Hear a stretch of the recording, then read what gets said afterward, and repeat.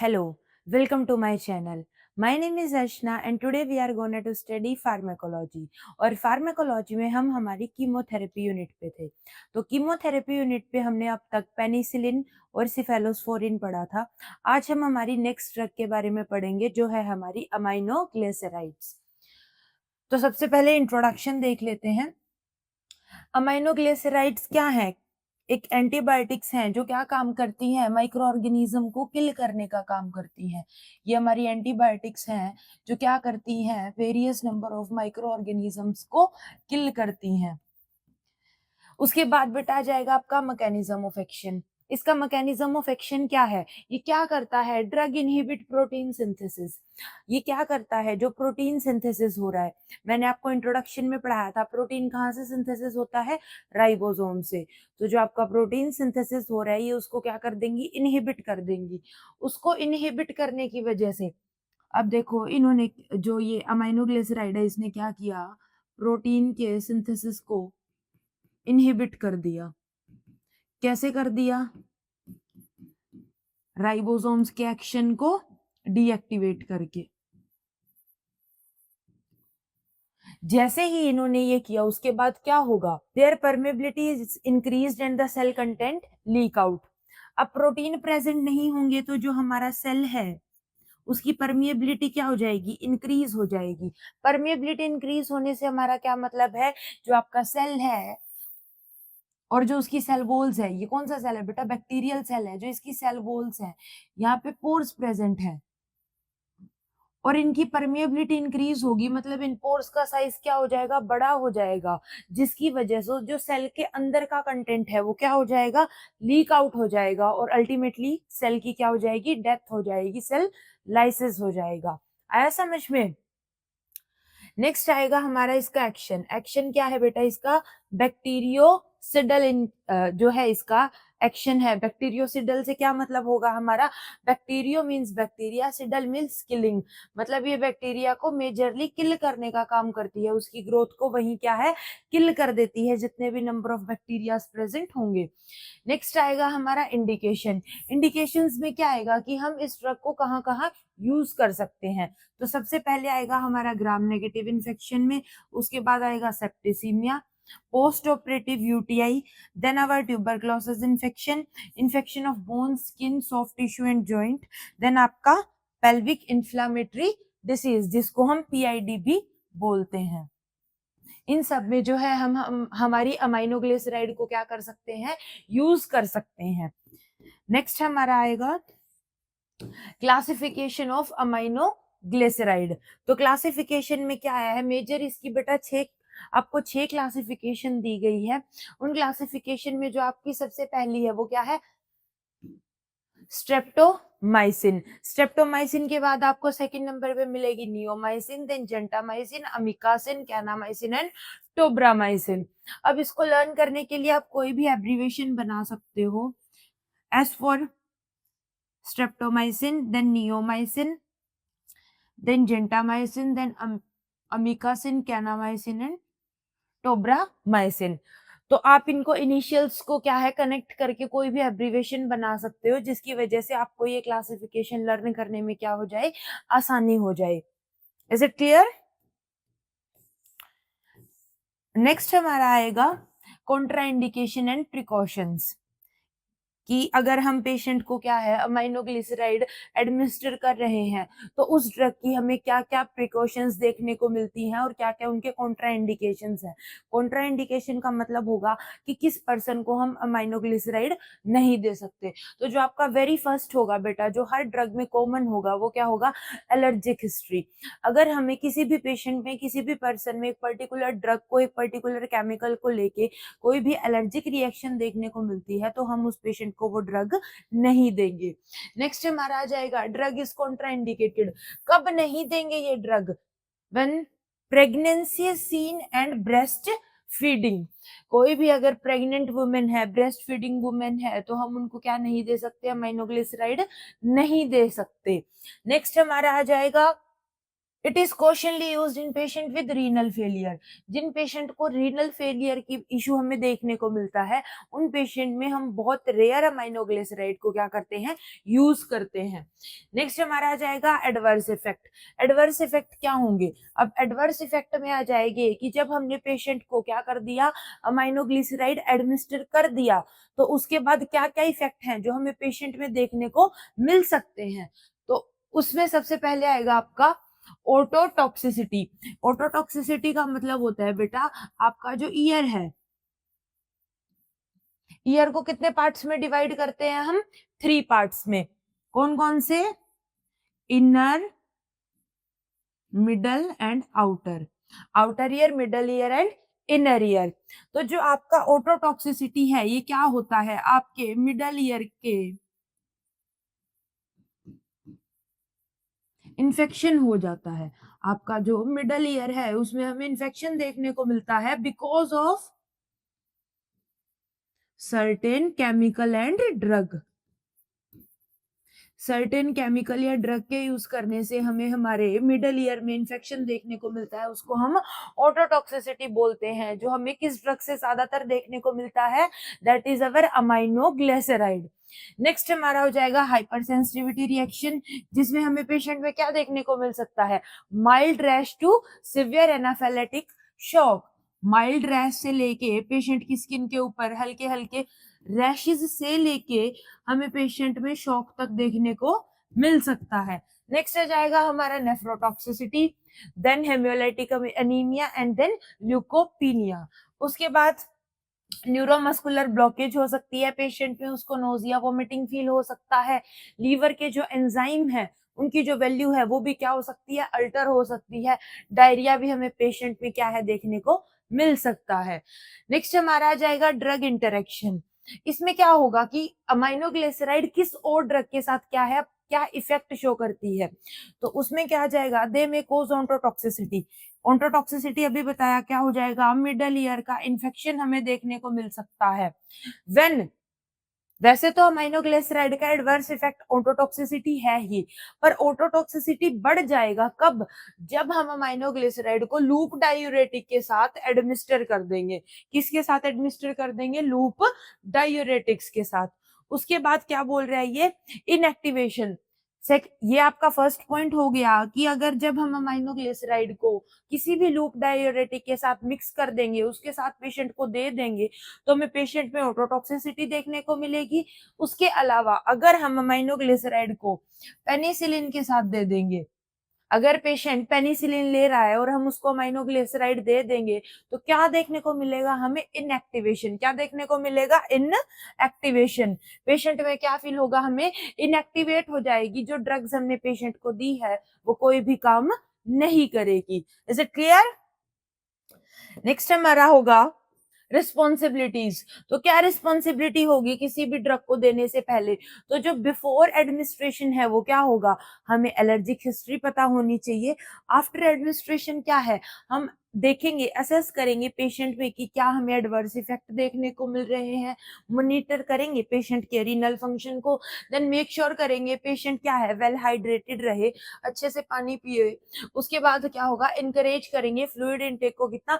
1.2 to 2 litre per day. Is it clear? अब हमारा अमाइनोग्लिसराइड complete हो गया। क्विक रिव्यू कर लेते हैं। तो देखो बेटा, अमाइनोग्लिसराइड क्या है? एंटीबायोटिक्स है जो क्या करता है? बैक्टीरियोसिडल एक्शन दिखाता है, बैक्टीरिया को किल करने का एक्शन दिखाता है। उसके अलावा इसका मैकेनिज्म ऑफ एक्शन क्या है, ये कैसे काम करता है? ये क्या करता है, ये जो प्रोटीन सिंथेसिस हो रहा है उसको क्या कर देगा? स्टॉप कर देगा, जिसकी वजह से जो सेल है उसकी परमिएबिलिटी क्या हो जाएगी? ज्यादा हो जाएगी। तो ज्यादा परमिएबिलिटी की वजह से जो सेल का इनर कंटेंट है वो क्या हो जाएंगे? लीक आउट हो जाएंगे, और सेल के अल्टीमेटली क्या हो जाएगी? लाइसिस हो जाएगी, सेल डेथ हो जाएगी। नेक्स्ट हमारे इंडिकेशन। इंडिकेशन में हम मेजरली इसको ग्राम नेगेटिव बैक्टीरिया में देंगे। Certain infection like after operation UTI में भी दे सकते हैं, सेप्टिसीमिया में दे सकते हैं, ट्यूबरक्लोसिस में भी दे सकते हैं। हम पीआईडी में भी अमीनोग्लिसराइड एडमिनिस्टर कर सकते हैं। नेक्स्ट हमारी क्लासिफिकेशन आ जाएगी। क्लासिफिकेशन बेटा इसकी 6 टाइप की है, जो कि आपकी है streptomycin, erythromycin, neomycin, gentamicin, amikacin, kanamycin and tobramycin. Next हमारी होगी आपकी कॉन्ट्राइंडिकेशन एंड प्रिकॉशंस। तो कॉन्ट्राइंडिकेशन में क्या होगा, हम किसी भी प्रेग्नेंट या फिर ब्रेस्ट फीडिंग लेडी को क्या है अमाइनोग्लिसराइड एडमिनिस्टर नहीं करेंगे। नेक्स्ट हमारा होगा एडवर्स इफेक्ट। जो मेन एडवर्स इफेक्ट होगा अमाइनोग्लिसराइड का वो होगा बेटा हमारा ओटोटॉक्सिसिटी। उसके बाद हमें पेशेंट में नेफ्रोटॉक्सिसिटी, हाइपर सेंसिटिविटी भी देखने को मिल सकती है। ड्रग इंटरेक्शन में क्या हो जाएगा, अगर हम अमाइनोग्लिसराइड को किसके साथ दे देंगे, लूप डायूरेटिक के साथ दे देंगे तो पेशेंट को ओटोटॉक्सिसिटी होगी। इसका मतलब है कि पेशेंट का जो मिडल ईयर है उसमें हमें इन्फेक्शन देखने को मिल सकता है। नेक्स्ट हमारा, अगर हम उसको पेनिसिलिन के साथ दे देंगे तो जो अमाइनोग्लिसराइड है वो भी इनएक्टिवेट हो जाएगी और जो हमारी पेनिसिलिन है वो भी क्या हो जाएगी, इनएक्टिवेट हो जाएगी। नेक्स्ट हमारे रिस्पॉन्सिबिलिटीज है, हम पेशेंट पे एडवर्स इफेक्ट देखेंगे कि उसको कोई वर्टिगो हो रहा है, हियरिंग लॉस हो रहा है। उसके बाद हम मॉनिटर करेंगे पेशेंट के रीनल फंक्शन को, मेक श्योर करेंगे कि पेशेंट वेल हाइड्रेटेड रहे। Is it clear? नेक्स्ट हमारी जो ड्रग है वो है बेटा macrolide and broad spectrum antibiotics. तो मैक्रोलाइड या ब्रॉड स्पेक्ट्रम एंटीबायोटिक्स का क्या मतलब है, ये वो एंटीबायोटिक्स हैं जिनको हम क्या है, जो large group of micro organism को किल करने में कैपेबल है। लार्ज ग्रुप का मतलब ये नहीं है कि एक साथ बहुत सारे मार देगी, पर इसका मतलब ये है कि वेरियस वैरायटी ऑफ बैक्टीरिया को ये अकेली जो है वो किल करने के कैपेबल हैं। जो हमने इफेक्टिवनेस के अकॉर्डिंग दो स्पेक्ट्रम पढ़े थे, नैरो एंड ब्रॉड। नैरो में क्या है, वो लिमिटेड जो टाइप ऑफ बैक्टीरिया है, माइक्रो ऑर्गेनिज्म है, उनको किल कर सकती है। पर जो ब्रॉड स्पेक्ट्रम है ये ज्यादा जो अमाउंट ऑफ बैक्टीरिया उनको किल कर सकती है। फॉर एग्जाम्पल हमने ग्राम पॉजिटिव और ग्राम नेगेटिव देखा, तो जो आपकी नैरो स्पेक्ट्रम होगी ना बेटा, इधर वो ग्राम नेगेटिव पे काम करेगी या इधर वो ग्राम पॉजिटिव पे काम करेगी। पर जो आपकी ब्रॉड स्पेक्ट्रम एंटीबायोटिक्स हैं ये क्या करेंगी, एक्शन दिखाएंगी अपना both gram negative and gram positive bacteria पे। Is it clear? नेक्स्ट हमारा होगा they are antibiotics having macrolide electron ring in their attachment in their attached sugar. इसमें क्या कह रहा है, जो ये एंटीबायोटिक्स हैं, जैसे हमने पेनिसिलिन पढ़ी तो पेनिसिलिन का जो स्ट्रक्चर था उसमें क्या प्रेजेंट था, एक रिंग प्रेजेंट थी। तो इसमें क्या कह रहा है ये हमें, उसमें लैक्टम रिंग प्रेजेंट थी, इसमें ये हमें बोल रहा है कि मैक्रोसाइक्लिक लैक्टोन रिंग प्रेजेंट होगी। जो भी हमारी मैक्रोलाइड एंटीबायोटिक्स होंगी उसमें क्या प्रेजेंट होगा, मैक्रोसाइक्लिक लैक्टोन रिंग प्रेजेंट होगी, जो शुगर प्रेजेंट होगी उसके साथ अटैचमेंट में। जैसे ये आपका स्ट्रक्चर है, यहाँ पे एक ये शुगर का मॉलिक्यूल हो गया, ये आपकी मैक्रोसाइक्लिक रिंग हो गई। आ गया समझ कि मैक्रोसाइक्लिक रिंग शुगर के मॉलिक्यूल के साथ क्या है, अटैच मिलेगी किसमें, मैक्रोलाइड एंटीबायोटिक्स में। Is it clear? अब कॉमनली यूज मैक्रोलाइड जिनको हम मोस्टली यूज करते हैं क्लिनिकल या फिर हमारे वर्क के लिए, तो उसमें आ जाएगी सबसे पहले erythromycin, clarithromycin, roxithromycin and azithromycin. Is it clear? इनके नाम तो सबने सुने होंगे, तो आगे हम इनको वन बाय वन स्टडी करते हैं। तो सबसे पहले आएगी बेटा हमारी क्लासिफिकेशन मैक्रोलाइड की सबसे आसान है। दो ही टाइप की क्लासिफिकेशन होगी, first one is your older, then another one is your newer. तो ओल्डर में क्या है बेटा, ओल्डर में हमारे पास एक ही मैक्रोलाइड प्रेजेंट है, दैट इज एरिथ्रोमाइसिन। कौन सी, एरिथ्रोमाइसिन। न्यूअर में हमारे पास क्या प्रेजेंट है, रॉक्सीथ्रोमाइसिन, क्लैरिथ्रोमाइसिन, एजिथ्रोमाइसिन और सेप्रामाइसिन। Is it clear? इसको आप एज इट इज लर्न कर लेना। नेक्स्ट हम सबसे पहले देखेंगे हमारी जो ओल्ड सबसे पुरानी हमारी मैक्रोलाइड है उसके बारे में, दैट इज अवर एरिथ्रोमाइसिन। तो एरिथ्रोमाइसिन कहाँ से आइसोलेट की गई, स्ट्रेप्टोमाइसिस एरिथ्रस से आइसोलेट की गई in 1952। Next widely employed as alternative to penicillin. जब पेनिसिलिन को क्लिनिकल यूज में लिया गया, उसके बाद जो पेनिसिलिन का अल्टरनेटिव हमने यूज किया तो वो हमारी क्या थी, एरिथ्रोमाइसिन थी। मैकेनिज्म ऑफ एक्शन में क्या है बेटा, इट इज बैक्टीरियोस्टैटिक। ये बैक्टीरियोस्टैटिक भी है और ये बैक्टीरियोसिडल भी है। अब कितने एक्शन पे है, जो ये बैक्टीरियोस्टैटिक है मींस ग्रोथ को जो स्टॉप करने का एक्शन है, ये क्या है, लो कंसंट्रेशन पे है। मतलब ये ग्रोथ को लोअर कंसंट्रेशन पे क्या कर सकती है, स्टॉप कर सकती है, और हायर कंसंट्रेशन पे क्या दिखाएगी, अपना साइडल इफेक्ट दिखाएगी, बैक्टीरिया को किल करने का इफेक्ट दिखाएगी। बैक्टीरियोसिडल जो प्रॉपर्टी है डिपेंड करेगी किस पे, on the concentration of organism concern and it's rate of multiplication. कितने रेट से जो हमारा बैक्टीरिया है वो मल्टीप्लाई कर रहा है, उसी से जो हमारी ड्रग है उसका क्या होगा, मैकेनिज्म ऑफ एक्शन क्या है, इफेक्ट शो होगा। कैसे, अगर उनका रेट ऑफ मल्टीप्लीकेशन क्या है, रेट ऑफ मल्टीप्लीकेशन अगर ज्यादा है, अगर वो बहुत जल्दी मल्टीप्लाई कर रहे हैं, तो जो हमारी मैक्रोलाइड एरिथ्रोमाइसिन है ये क्या करेगी, फास्ट रेट से उनको किल कर देगी, और अगर स्लो है तो स्लो रेट से किल कर देगी। Is it clear? Erythromycin act by inhibiting protein synthesis. अब ये आ गया बेटा इसका मैकेनिज्म ऑफ एक्शन। अब देखो इसका मैकेनिज्म ऑफ एक्शन क्या है, ये क्या कह रहा है कि जो हमारा एरिथ्रोमाइसिन ड्रग है ये क्या करता है, इनहिबिट कर देता है बैक्टीरिया के प्रोटीन सिंथेसिस को। प्रोटीन सिंथेसिस इनहिबिट हो जाएगा तो क्या होगा, सेल की परमिएबिलिटी इंक्रीज हो जाएगी, जिसकी वजह से जो सेल का कंटेंट है वो लीक होगा। लीक होने की वजह से अल्टीमेटली आपके सेल की क्या हो जाएगी, लाइसिस हो जाएगी। और ये आपका एक्ट करता है 50S राइबोसोम सब यूनिट पे, और क्या प्रिवेंट करेगा, ट्रांसलोकेशन को प्रिवेंट करेगा। इसका मतलब है कि जो हमारा एरिथ्रोमाइसिन है ये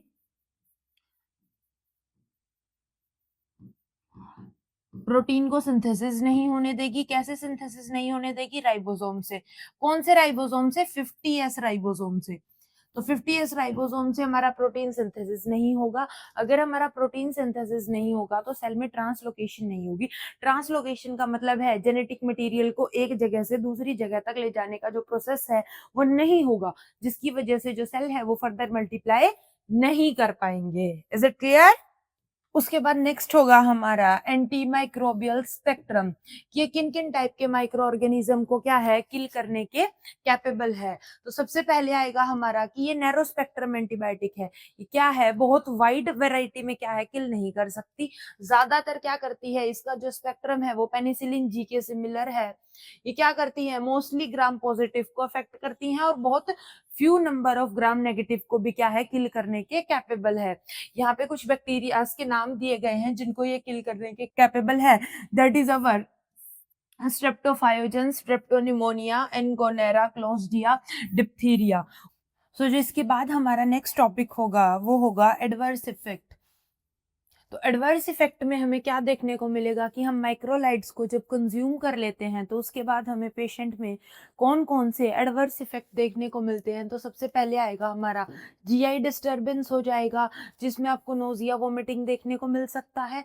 उसके बाद एपिगैस्ट्रिक पेन होगा पेशेंट को, डायरिया भी क्या है, हो सकता है। रिवर्सिबल हियरिंग लॉस हो सकता है, for partial short period of time के लिए पेशेंट को हियरिंग लॉस हो सकता है।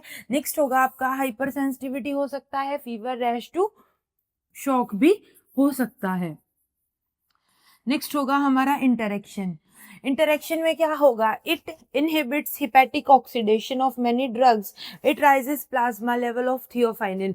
ये क्या करता है, जब कोई भी ड्रग आप ले लेते हो उसके हिपैटिक ऑक्सीडेशन को क्या कर देता है, इनहिबिट कर देता है, जिसकी वजह से जो प्लाज्मा लेवल है वो इंक्रीज होगा, और आपकी ड्रग लाइक थियोफाइलिन, कार्बाजिपाइन और वेल्फरेट, एग्रोमेटिन और वारफरीन जो आपकी ड्रग्स हैं उनका क्या हो जाएगा, जो एक्शन है वो क्या हो जाएगा, स्लो डाउन हो जाएगा। Is it clear?